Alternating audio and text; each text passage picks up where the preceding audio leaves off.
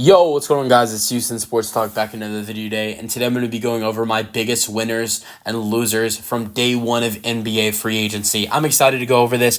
I'm going to go over my losers. So this is not a huge loser because there are so many free agents left on the board, but I am going to put the Detroit Pistons as a loser. I'm not just doing this because the Pistons are terrible. The Pistons, the Pistons have, been terrible the last couple of years and didn't do anything. I really did love the Cade extension, but at the same time, and I love the JB Bickerstaff hiring. I think he's going to be a great fit to be the next head coach, but those aren't free agency additions.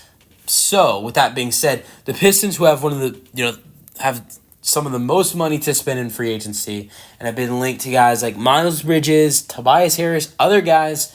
Obviously, those guys aren't off the board yet, but at the same time, they didn't make a move in day one.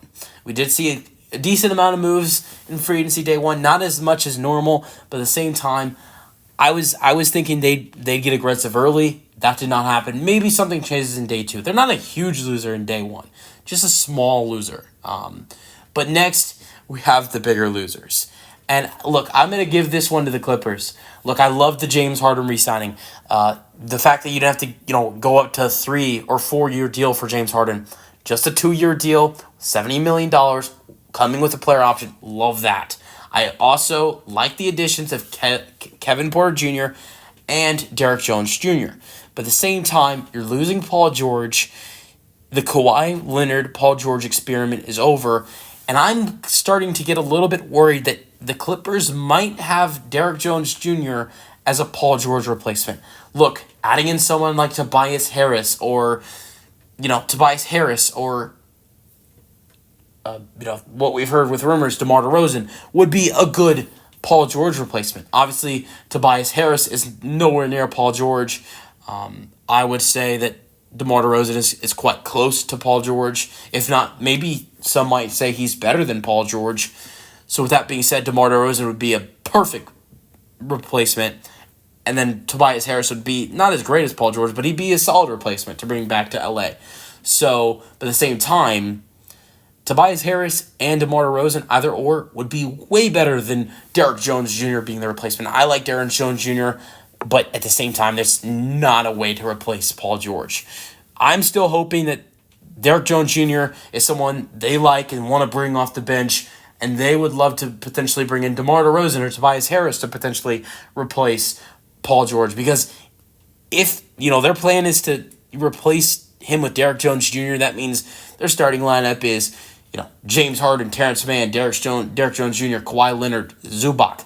Look, that's not a bad starting lineup. With Harden and Kawhi Leonard, any team with Kawhi Leonard that has a James Harden, has other pieces that around them, like Terrence Mann, Derek Jones Jr., and Zubac, and off the bench, Kevin Porter Jr. and Norman Powell are going to be a successful team.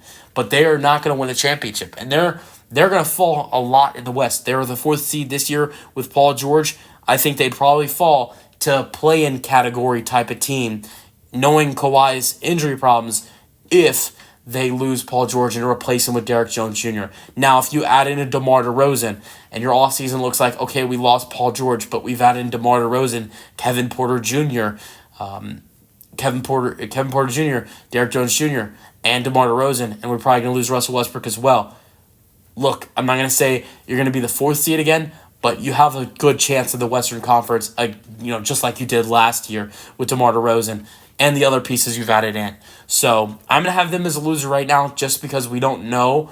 We have no idea if DeMar DeRozan or Tobias Harris might come to LA. But I like the additions for the Clippers with Derek Jones Jr. and Kevin Porter Jr., but it is not a way to replace Paul George. We will see what else they do. All right, my final loser. You have the Clippers, you have the Clippers, you have the Pistons, and the final loser I'm going to have is the Golden State Warriors. The Warriors are running out of options. Paul George is not an option. Klay Thompson is on his way out. Zach LaVine it's not looking like they're going to trade him. They've waived Chris Paul. I don't have a lot of faith in a Brandon Ingram trade for them. So, look, I don't see a way of, besides Brandon Podziemski, stepping up, of a replacement for Klay Thompson. And I thought Zach LaVine would be a huge replacement for him. Obviously, that's not a signing. That'd be a trade. But I think the Warriors are doomed. I really do. Look, with their team right now, with Steph, Brandon, Wiggins, Draymond, Kuminga, look, they could be a solid team. They could. They could be a team who makes some noise in the Western Conference. But right now, with that team, I think they'd be outside looking into the play-in. Steph's great. Steph's going to be great. But at the same time, I don't see, as he continues to get older, with that team, I don't see him doing anything. I think he has a good season. Steph might have a good season, but even if Steph has a good season, can't do well as a team with the team around them. Because you've lost Clay and Chris Paul, you've done nothing. So I thought the Warriors would be aggressive in free agency day one. Obviously, they might be waiting until Clay leaves and see what they can get in a sign and trade. But I'm not optimistic in what's going to happen with the Warriors next year.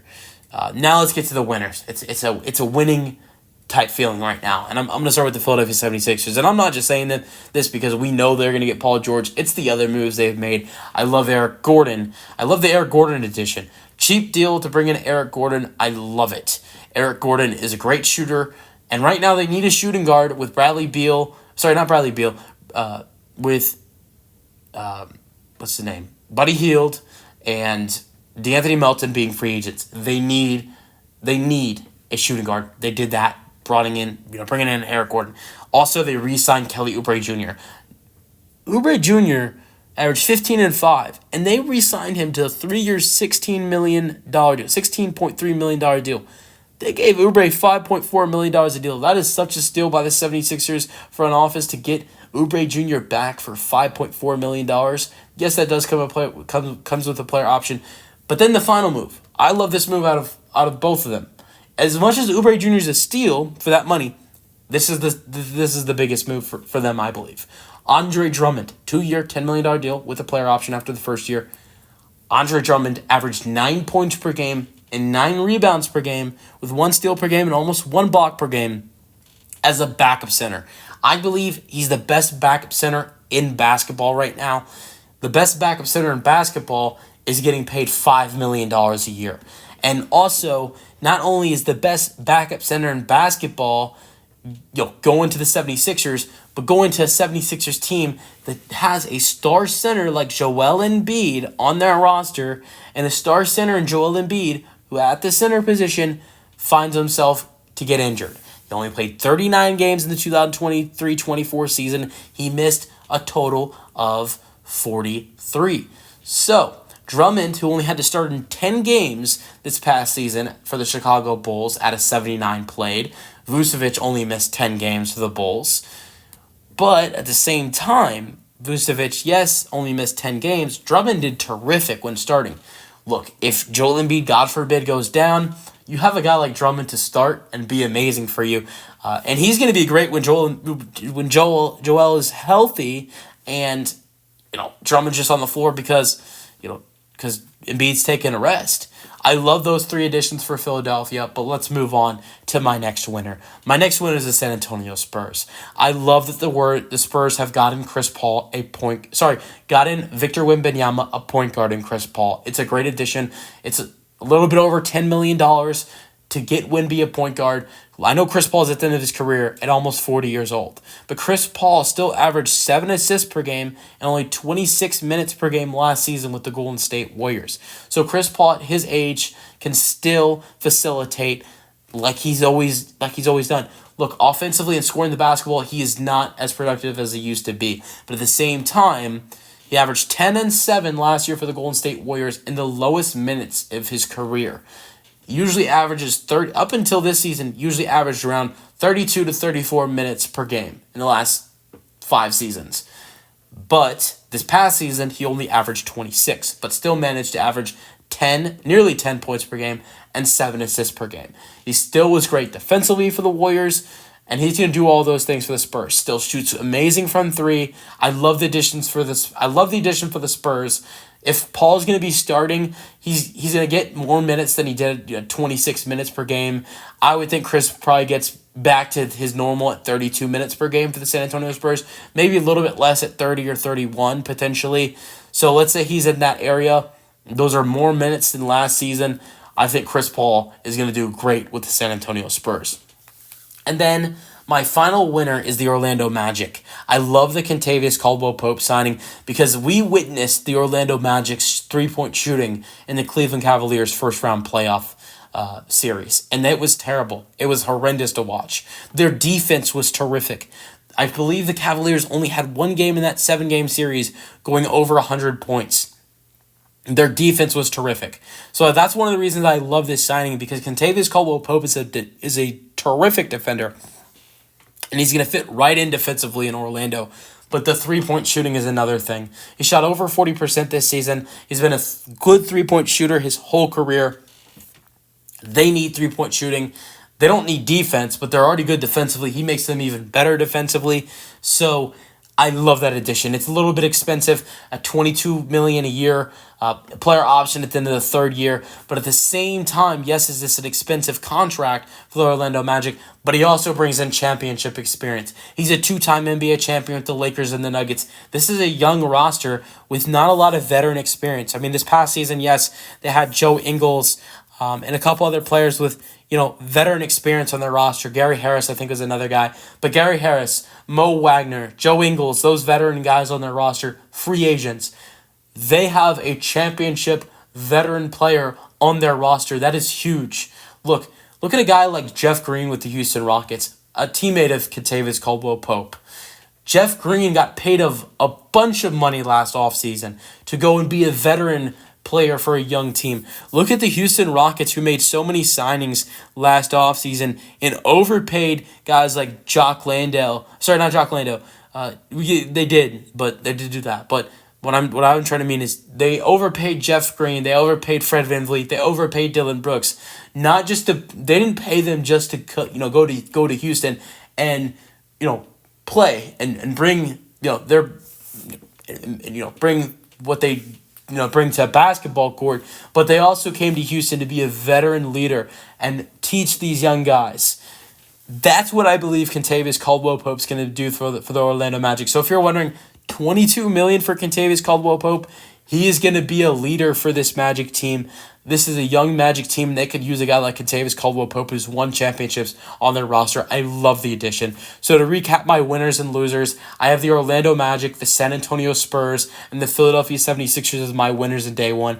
And my losers, the Golden State Warriors, which, look, this is day one. This could change. Golden State could get active once Clay, through the trade market or free agency, once Clay is officially gone. And then, look, same thing goes for the Clippers. Once Paul George is done, they might make a big move. And then same thing for the Pistons, my other loser. It's day one. They have a bunch of money. They might spend it. Or they have to spend it. But when will they spend it, and who will they spend it on? So, look, my three losers, Pistons, Clippers, Warriors, it's not official. It's day one. There's still a lot of great free agents on the board. It is too early to, call it, a loser on the offseason, but or not a loser on the offseason on free agency. But just for day one, I didn't like how those three teams were active. Obviously, I think day 2, day 3, maybe day 4, those things will change. Let me know your thoughts on the free agency day 1 in the comment section, and peace out.